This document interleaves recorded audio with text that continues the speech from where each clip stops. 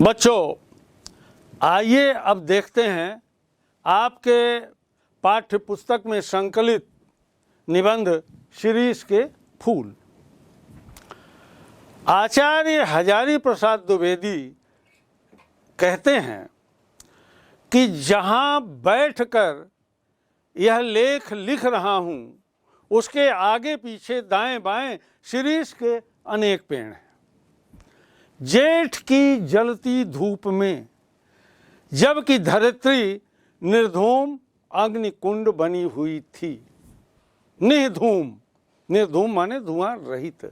अग्निकुंड जैसे हवन कुंड होता है, अग्नि प्रज्वलित होती है, लेकिन हवन में धुआं होता है, लेकिन इस जेठ की जलती धूप में जो अग्नि प्रज्वलित है उसमें धुआं नहीं है। शिरीष नीचे से ऊपर तक फूलों से लद गया था। कम फूल इस प्रकार की गर्मी में फूल सकने की हिम्मत करते हैं। बहुत ऐसे फूल हैं जो गर्मी में खिलते ही नहीं हैं, लेकिन शिरीष गर्मी में खिलता है। कर्णिकार, कर्णिकार मतलब कनेर, आप लोग उसको कनेर कहते हैं। और एक होता है आरग्वध यानी अमलतास की बात मैं भूल नहीं रहा हूँ, ये आचार्य श्री कहते हैं। वे भी आसपास बहुत हैं। जहाँ शिरीष के पेड़ हैं उन्हीं के आसपास जो है कर्णिकार है यानी कनेर और अमलतास, आसपास बहुत सारे पौधे दिखाई दे रहे हैं। शिरीष के साथ आरग्वध की तुलना नहीं की जा सकती, क्योंकि अमलतास और शिरीष की तुलना नहीं कर सकते, इस प्रकार से आचार्य श्री का मानना है। आगे वो तर्क देते हैं। वह 15-20 दिन के लिए फूलता है। कौन?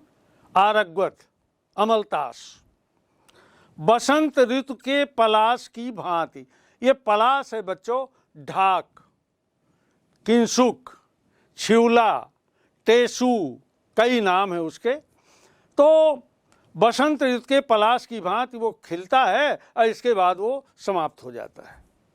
संत कबीर को इस तरह 15 दिन के लिए लहक उठना पसंद नहीं था। संत कबीर ये 15 दिन वाले फूलों को पसंद नहीं करते थे। वह भी क्या कि 10 दिन फूले और फिर खंखड़ के खंखड़, ठूंठ के ठूंठ, दिन 10 फूला फूल के और खंखड़ भया पलाश। ये संत कबीर की पंक्तियां हैं। पलाश के बारे में उन्होंने लिखा है। ऐसे दुमदारों से तो लडूरे ही भले, उबड़ खाबड़ ही भले। फूल है शिरीष। आचार्य श्री बड़े गर्व से कहते हैं कि फूल है शिरीष। बसंत के आगमन के साथ लहक उठता है। बसंत में उसका आना होता है और आषाढ़ तक जो निश्चित रूप से बना रहता है। अकेला फूल है ये प्रकृति के साथ। मन रम गया तो भरे भादों में भी निर्घात फूलता रहता है। निर्घात माने बिना आघात के, बिना रुकावट के। जब उमस से प्राण उबलता रहता है और लू से हृदय सूखता रहता है, एकमात्र शिरीष कालजयी अवधूत की भांति जीवन को अजेयता का मंत्र प्रचार करता रहता है। कालजयी मतलब समय को पराजित करने वाला। काल को जिसने जीत लिया हो। और अवधूत जो है ये वाम मार्गी जो तंत्र साधक होते हैं उन्हें अवधूत कहा जाता है। तो ये एक साधक की भांति जिसने समय को भी पराजित कर दिया है, वह कालजयी की तरह जीवन को एक संदेश देता है कि मेरी तरह से कितनी भी गर्मी आए, कितनी भी वर्षा हो, कितनी भी ठंडी आए, कितने भी संकट आए, पर आप जीवन में कभी निराश न हो, सदा कालजयी बने रहो, प्रसन्न बने रहो, सहर से अपने कर्मों का संपादन करते रहो। यद्यपि कवियों की भांति हर फूल पत्ते को देखकर मुग्ध होने लायक हृदय विधाता ने नहीं दिया है, पर ये हजारी प्रसाद जी अपने लिए कह रहे हैं, परंतु नितांत ठूठ भी नहीं हूँ। कहीं न कहीं वह कवियों की सहृदयता जो है मेरे भीतर है। शिरीष के पुष्प मेरे मानस में थोड़ा हिल्लोल जरूर पैदा करते हैं। शिरीष के वृक्ष बड़े और छायादार होते हैं। पुराने भारत का रईस जिन मंगल जनक वृक्षों को अपनी वृक्ष वाटिका की चहार दीवारी के पास लगाया करता था, उनमें एक शिरीष भी है। ये इसका उल्लेख जो है बृहद संहिता में हुआ है, ये 55-13 में। और अशोक, आप सब जानते हैं, अशोक वाटिका में माँ जानकी नीचे बैठी थी। अशोक के बारे में कहा गया है कि अशोकः शोक नाशनः, अशोक जो है संकटों का नाश करता है। अरिष्ट, अरिष्ट माने रीठा, और पुन्नाग एक सदाबहार वृक्ष है, ये उसे पुन्नाग ही कहते हैं। और शिरीष के छायादार और घन मसृण माने घने और चिकने हरितिमा से परिवेष्टित हरे भरे वृक्ष वाटिका जरूर बड़ी मनोहर दिखती होगी। बहुत सुंदर दिखती है, बड़ी मनोहर दिखती है। क्या क्या? अशोक, अरिष्ट यानी रीठा, पुन्नाग या ये एक सदाबहार वृक्ष है, और शिरीष के छायादार वृक्ष, ये जो हैं निश्चित रूप से वृक्ष वाटिका को सौंदर्यमय बना देते हैं, बहुत सुंदर बना देते हैं, और इन्हें शुभ वृक्ष भी माना गया है। महर्षि वात्स्यायन ने अपने काम सूत्र में बताया है, ये काम सूत्र उनका एक ग्रंथ है, कि वाटिका के सघन छायादार वृक्षों की छाया में ही झूला माने प्रेखर, दोला लगाया जाना चाहिए। दोला माने झूला। यद्यप पुराने कवि बकुल के पेड़ में, बकुल यानी मौलसिरी, ऐसी दोलाओं को यानी झूला को लगाकर देखना चाहते थे, पर शिरीष भी क्या बुरा है, शिरीष को उन्होंने प्रयुक्त नहीं किया। डाल इसकी अपेक्षाकृत कमजोर जरूर होती है, पर उसमें झूले वालियों का वजन भी तो बहुत ज़्यादा नहीं होता। वो जो मैंने कहा था इनकी भाषा में चुटीलापन रहता है, कहीं कहीं व्यंग्यात्मक हास्य का पुट रहता है, तो झूले वालियों का वजन भी तो बहुत ज़्यादा नहीं होता। कवियों की यही तो बुरी आदत है कि वजन का एकदम ख्याल नहीं करते। मैं तुंदिल नरपतियों की बात नहीं कर रहा हूँ, तो तुंदिल मोटे पेट वाले, वे चाहें तो लोहे का पेड़ बनवा लें जो मोटे पेट वाले हैं, और वहाँ अपना झूला डलवा लें। वास्तव में शिरीष का फूल जो है संस्कृत साहित्य में बहुत कोमल माना गया है। आचार्य श्री कहते हैं कि मेरा अनुमान है कि महाकवि कालिदास ने यह बात शुरू में प्रचार की होगी। इनका इस पुष्प पर कुछ पक्षपात था, मेरा भी है, लेखक का। कहा गए हैं शिरीष के पुष्प केवल भौरों के पदों का कोमल दबाव सहन कर सकते हैं, पक्षियों का बिल्कुल नहीं। इतने मुलायम होते हैं, इतने कोमल होते हैं कि अगर वहाँ पर भौरे पहुँच जाएं और उनका पद प्रहार हो जाए, उनका चरण लग जाए तो, और उनका वजन हो तो उसको सह लेंगे, लेकिन पक्षियों का तो बिल्कुल सह नहीं सकते, इतने मुलायम और कोमल होते हैं। पदम सहेत भ्रमरस्य पेलवम शिरीष पुष्पम न पुनः पततृणाम। अब मैं इतने बड़े कवि की बात का विरोध कैसे करूं? हजारी प्रसाद जी कहते हैं सिर्फ विरोध करने की हिम्मत न होती तो भी कुछ कम बुरा नहीं था, यहाँ तो इच्छा भी नहीं है। खैर, मैं दूसरी बात कह रहा था। शिरीष के फूलों की कोमलता देखकर परवर्ती कवियों ने, पहले वाले कवियों ने समझा कि इसका सब कुछ कोमल है, यह भूल है। इसके फल इतने मजबूत होते हैं कि नए फूलों के निकल आने पर भी स्थान नहीं छोड़ते।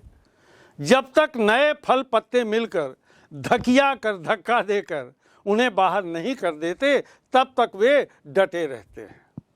बसंत के आगमन के समय जब सारी वनस्थली पुष्प पत्र से मरमरित होती रहती है, जब समूचा वन, समूचा जंगल, समूची वाटिका में पुष्प फैल जाते हैं, पुष्प खिल उठते हैं, तब शीरीष के पुराने फल बुरी तरह खड़खड़ाते रहते हैं, पक जाते हैं। हवा चलती है तो खड़खड़ाते हैं।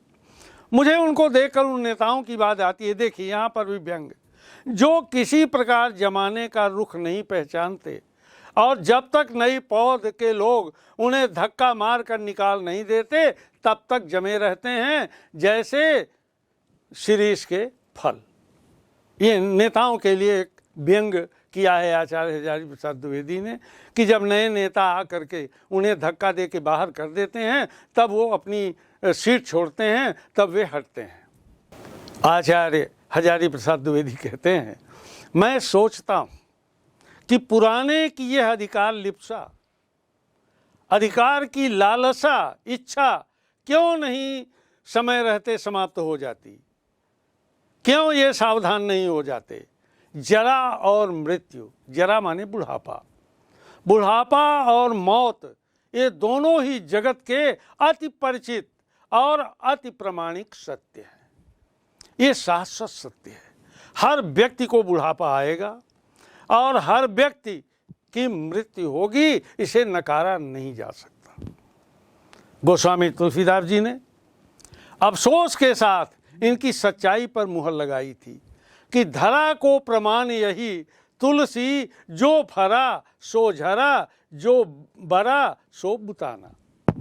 गोस्वामी जी ने लिखा है कि इस धरा का, इस धरती का यही प्रमाण है कि जो फरा माने जो पुष्पित हुआ, पल्लवित हुआ, पुष्पित हुआ, फल आए वो झड़ते भी हैं, और जो प्रज्वलित होता है, जलता है, बढ़ता है, बड़ा सो बुताना, वह समाप्त भी होता है।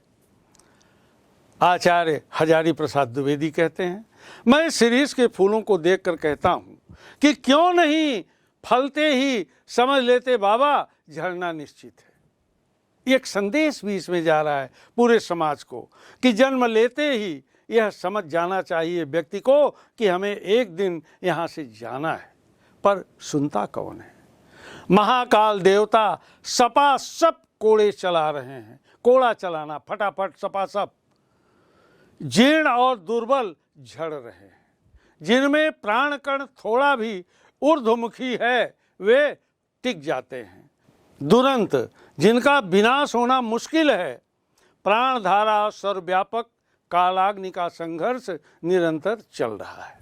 मूर्ख समझते हैं जहां बने हैं वहीं देर तक बने रहें तो काल देवता की आंख बचा जाएंगे। ऐसा जबकि होता नहीं है। काल की आंखों से कोई बच नहीं सकता। वे बड़े भोले हैं, वे हिलते डुलते रहें, स्थान बदलते रहें, आगे की ओर मुंह किए रहें तो कोड़े की मार से बच भी सकते हैं और जमे कि मरे। जो रुक गए वे मर गए। इसलिए हमेशा हमारे यहाँ सूक्त है कि चरे वेति प्रचलामः निरंतरम। आचार्य हजारी प्रसाद द्विवेदी फिर से शीरीष को अवधूत के रूप में व्याख्यायित करते हुए कहते हैं कि एक बार मुझे मालूम होता है कि यह शीरीष एक अद्भुत अवधूत है, अद्भुत सन्यासी है, यह अद्भुत तांत्रिक है। दुख हो या सुख पर वह हार नहीं मानता। वो संपत्तौ च विपत्तौ च महताम एक रूपता। संकट में सुख में वह एक रूप बना रहता है, जैसे भगवान वेदव्यास में गीता में कहा है, न ऊधव को लेना न माधव का देना, किसी से कोई मतलब नहीं। जब धरती और आसमान जलते रहते हैं तब भी ये हजरत, ये महाशय न जाने कहाँ से अपना रस खींचते हैं। मौज में आठों याम मस्त रहते हैं, रात दिन यह प्रसन्न ही रहते हैं। एक वनस्पत शास्त्री ने मुझे बताया कि यह वो श्रेणी का पेड़ है जो वायुमंडल से अपना रस खींचता है। ऐसे बहुत सारे पौधे हैं, जैसे एक पीली लता वाला पौधा आपने देखा होगा जो दूसरे पौधों का रस खींच करके जीवित रहती है।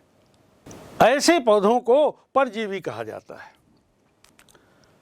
तो वायुमंडल से रस खींचता होगा, जरूर खींचता होगा, नहीं तो भयंकर लू के समय इतने कोमल तंतुजाल और ऐसे सुकुमार केसर को कैसे उगा सकता था। ये केसर को भी उगाते हैं। अवधूतों के मुंह से ही संसार की सबसे सरस रचनाएं निकली हैं। अवधूत, वीतराग, जो वीतराग नहीं है, जो अवधूत नहीं है, अनासक्त नहीं है, रचनाएं उसके मुख श्री से निःसृत नहीं होंगी। कबीर बहुत कुछ इस शिरीष के समान ही थे। संत कबीर के बारे में मस्त, बेपरवाह, पर सरस और मादक। कबीर एक फक्कड़ था। वो तो सीधे बोलता है, साधो देखो जग बौराना, सांच कहे तो मारन धावे और झूठे जगपति आना। वह मस्त मौला जो है बहुत सटीक बात कहता था। सरस, नीरस, मादक, पर था वो मस्त और बेपरवाह। महाकवि कालिदास भी जरूर अनासक्त योगी रहे होंगे। निर्लिप्त, अनासक्त यानी निर्लिप्त, जो आसक्त न हो संसार से, निर्लिप्त शुद्ध। तो महाकवि कालिदास भी निर्लिप्त योगी रहे होंगे। शिरीष के फूल फक्कड़ाना मस्ती से ही उपज सकते हैं। जो फक्कड़ होगा उसी के दिमाग में यह शिरीष के फूल आ सकते हैं। महाकवि कालिदास ने मेघदूत काव्य उसी प्रकार से अनासक्त, अनाविल, उन्मुक्त हृदय से उमड़ा है, ऐसा आचार्य श्री मानते हैं। जो कवि अनासक्त नहीं रह सका, जो फक्कड़ नहीं बन सका, जो किए कराए का लेखा जोखा मिलाने में उलझ गया, वह भी क्या कवि है? ऐसे कवि नहीं होते। और वास्तव में बच्चों, कवि जो होते हैं वे परमात्मा का उन्हें वरदान मिला होता है, तब उनमें वो फक्कड़पन, वो मस्ती आती है। कहते हैं कर्णाट राज यानी कर्नाटक की प्रिया विज्जिका देवी ने गर्वपूर्वक कहा था कि एक कवि ब्रह्मा थे। उन्होंने केवल 3 कवियों को स्वीकारा है। एक कवि ब्रह्मा थे, दूसरे महर्षि वाल्मीकि और तीसरे भगवान वेदव्यास। तो ब्रह्मा के श्रीमुख से वेद निकले और महर्षि वाल्मीकि से रामायण निकली और वेदव्यास ने श्रीमद् भागवत, महापुराण और महाभारत और अनेक पुराणों की सर्जना की। एक ने वेदों को दिया, दूसरे ने रामायण को दिया और तीसरे ने महाभारत को दिया। इनके अतिरिक्त अगर कोई कवि होने का दावा करता है तो मैं उसे नहीं मानती। कर्नाटक की प्यारी रानी ये भी कहती हैं कि मैं उनके सिर पर अपना बायां चरण रखती हूँ। तेषां मूर्धनि ददामि वाम चरणम कर्णाट राजप्रिया। मैं जानता हूँ कि इस उपालंभ से दुनिया का कोई कवि हारा नहीं है, पर इसका मतलब यह नहीं कि कोई लजाया नहीं तो उसे डांटा भी न जाए। पर मैं कहता हूँ कवि बनना है तो मेरे दोस्त फक्कड़ बनो, कबीर की तरह, निराला की तरह।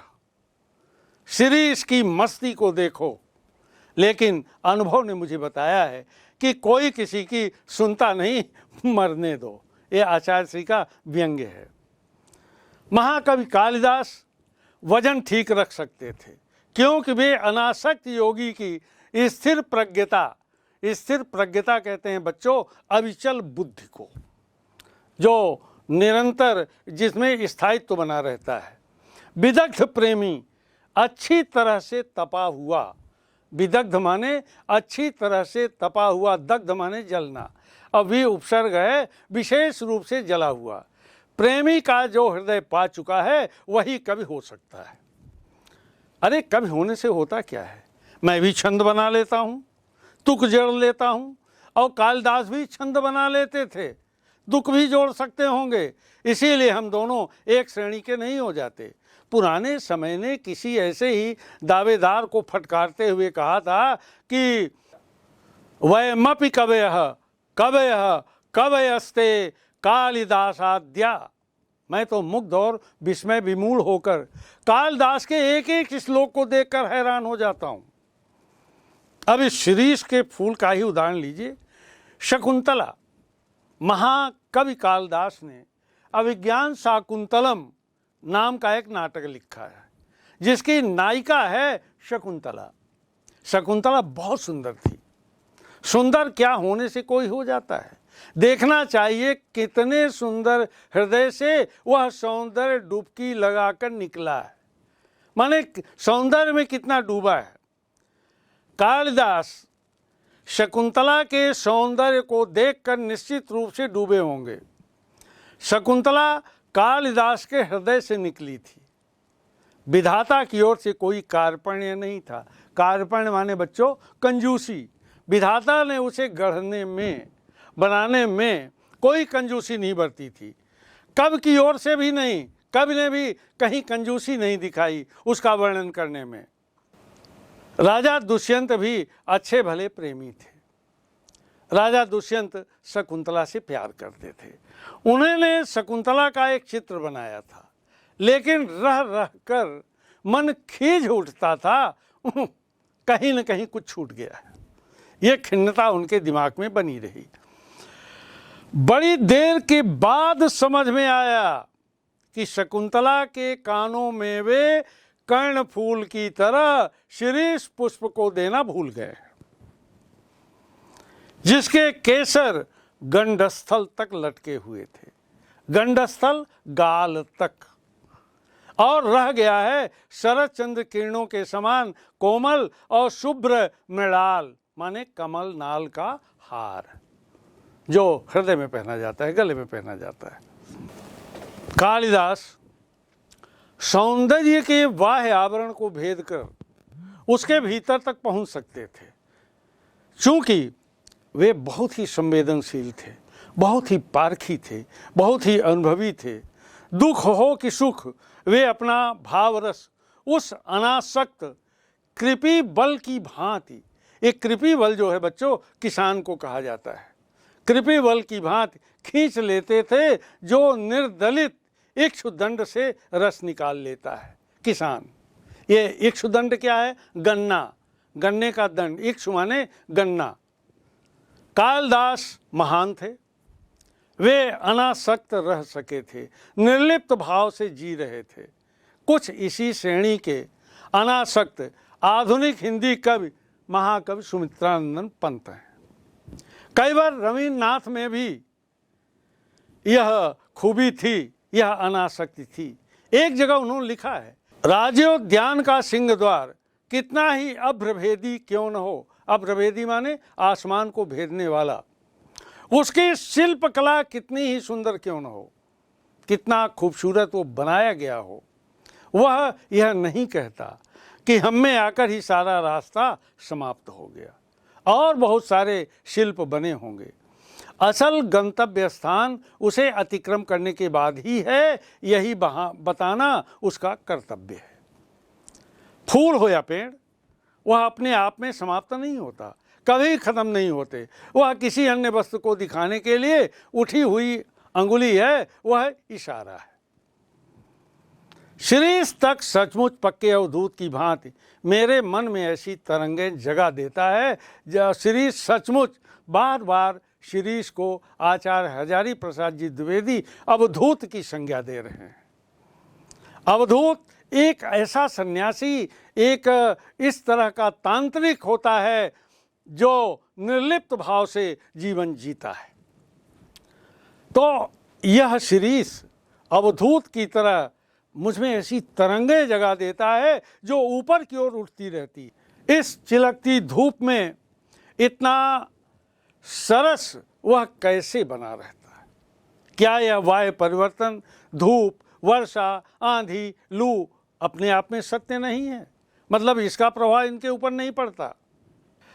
ये संप्रति के विभिन्न संत्रासों के संदर्भ में लेखक कह रहा है, मार काट, लू अग्निदाह, लूटपाट, खून खच्चर, ये जो बवंडर बह रहा है, ये जो तूफान चल रहा है, उसके भीतर भी क्या इंसान रह सकता है?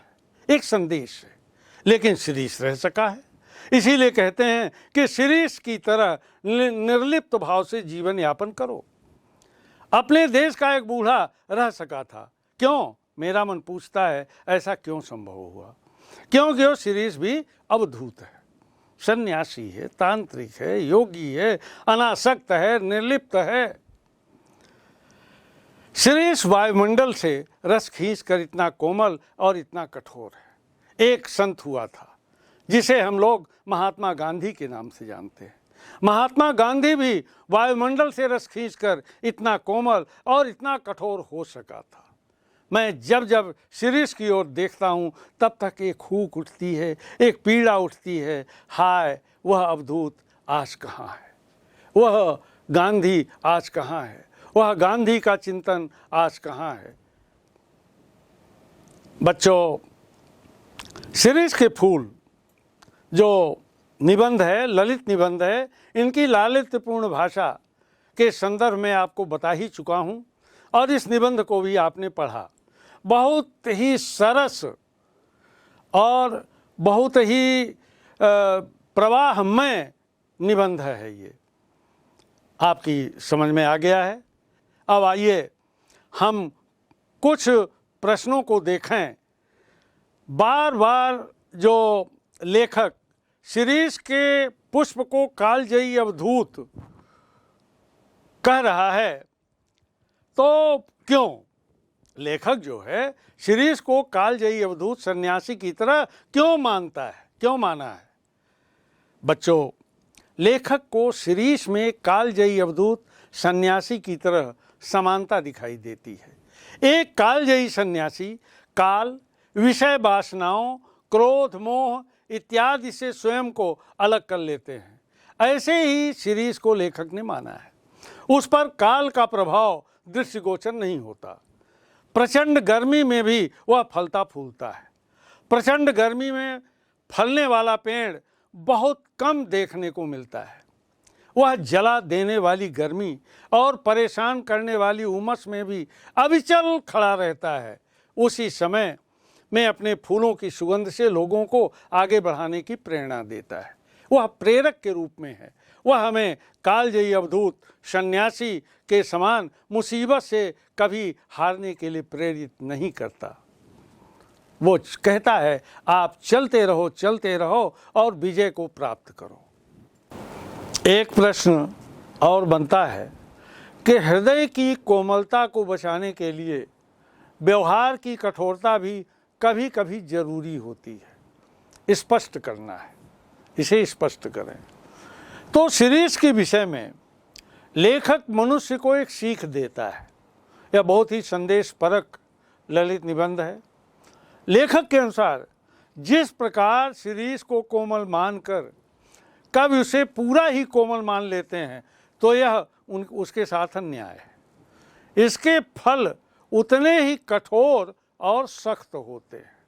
लेखक कहता है हमें इनसे सीख लेनी चाहिए कि अपने हृदय की कोमलता को बचाने के लिए व्यवहार की कठोरता कभी कभी जरूरी हो जाती है। यदि हम अपना व्यवहार कभी कठोर कर लेते हैं तो लोगों से ठगे जाने का खतरा कम होता है। आचार्य हजारी प्रसाद द्विवेदी ने शिरीष के माध्यम से कोलाहल व संघर्ष से भरी जीवन स्थितियों में अविचल कर जिजीविषु बने रहने की सीख दी है। स्पष्ट करिए। शिरीष ऐसे समय में फलता फूलता है जब प्रचंड रूप से गर्मी पड़ रही होती है।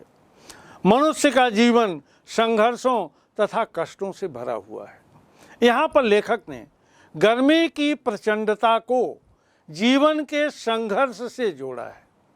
शिरीष का वृक्ष इतनी प्रचंडता को बड़े आराम से झेलता ही नहीं है, बल्कि अपने कोमल फूलों को खिलाकर यह सिद्ध कर देता है कि विकट परिस्थितियों में भी मनुष्य जीने की इच्छा को बनाए रखकर उससे पार पा सकता है।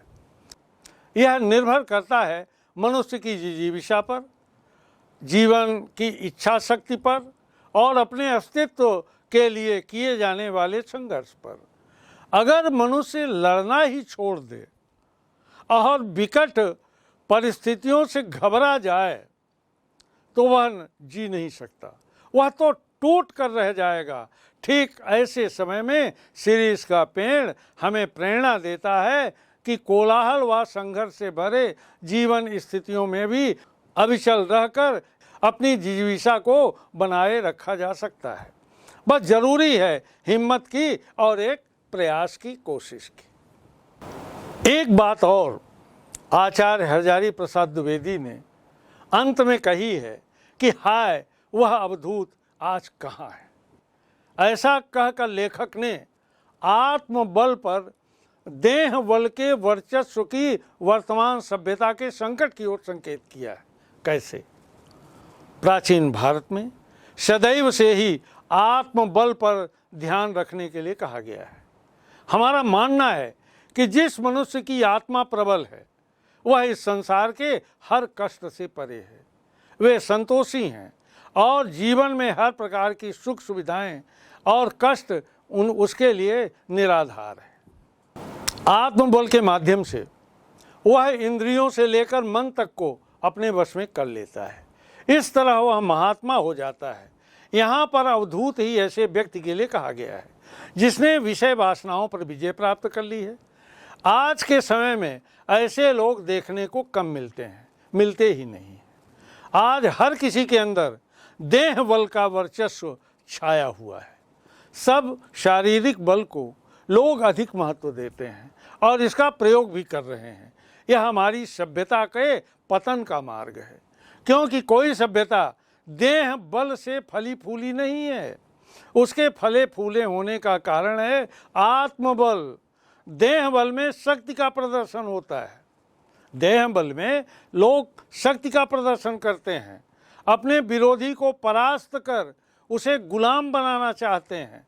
लेकिन आत्मबल में हम अपने शत्रु यानी मोह, काम, क्रोध, वासना, अहंकार इत्यादि पर विजय प्राप्त करते हैं और शांति का प्रसार करते हैं। यह समाज को देता ही है, लेता नहीं है। पर आज ऐसी स्थिति दिखाई नहीं देती। आचार्य हजारी प्रसाद द्विवेदी ने कवि साहित्यकार के लिए अनासक्त योगी की स्थिर प्रज्ञता और विदग्ध प्रेमी का हृदय एक साथ आवश्यक माना है। ऐसा विचार प्रस्तुत कर लेखक ने साहित्य कर्म के लिए बहुत ऊंचा मानदंड निर्धारित किया है। कैसे? प्रश्न बहुत ही महत्वपूर्ण है। लेखक ने कवि के लिए जो मानदंड निर्धारित किया है वह सही मायने में बहुत ऊंचा है। सही मायने में यही विशेषताएं एक व्यक्ति को कवि या साहित्यकार बनाती हैं। उसकी रचना, उसके हृदय में उमड़ने वाली भावनाओं और मन में उठने वाले विचारों का आईना है, दर्पण है। ये भावनाएं तथा विचार समाज के विकास और प्रगति के लिए अति आवश्यक होते हैं। एक कवि एक योगी के समान वस्तुओं तथा भोग विलास के प्रति आसक्त होगा तो वह योगी नहीं कहलाएगा, वह भोगी कहलाएगा। और भोगी जो होते हैं वे समाज को देते नहीं हैं, अपितु लेते हैं। एक योगी विषय वस्तुओं के प्रति अनासक्त होता है, आसक्त नहीं होता। उसकी बुद्धि चंचल नहीं होती, स्थिर होती है। अतः वह गंभीरता से किसी विषय पर सोच सकता है, चिंतन कर सकता है। इसके अतिरिक्त कवि में एक प्रेमी के समान विरह में तड़पता हुआ हृदय भी होना चाहिए। एक तड़पता हृदय किसी अन्य हृदय की तकलीफ को सरलता से समझ सकता है। यही तड़प उसे शुद्ध सोना बनाती है। इन गुणों से वह महान कवि या साहित्यकार बनकर समाज को उचित दिशा प्रदान कर सकता है। ऐसे मापदंड हैं जो अनुकरणीय हैं। बच्चों, आचार्य हजारी प्रसाद द्विवेदी जी ने सीरीज के माध्यम से कोलाहल व संघर्ष से भरी जीवन स्थितियों में अविचल रहकर अपनी जिजीविषु बने रहने की सीख दी है। जिस प्रकार शिरीष का वृक्ष चौओर फैली लू अग्नि धूप प्रचंड गर्मी के बावजूद सरस और फलों फूलों से आच्छादित हरा भरा रहता है, उसी प्रकार जीवन में आने वाले सुख दुख कष्ट मार काट लूट पाट खून खच्चर के माहौल में भी अपना हौसला न खोते हुए विपरीत परिस्थितियों में भी शांत और स्थिर रहकर जीवन जीना चाहिए। यही इस निबंध का प्रतिपाद्य है, उद्देश्य है।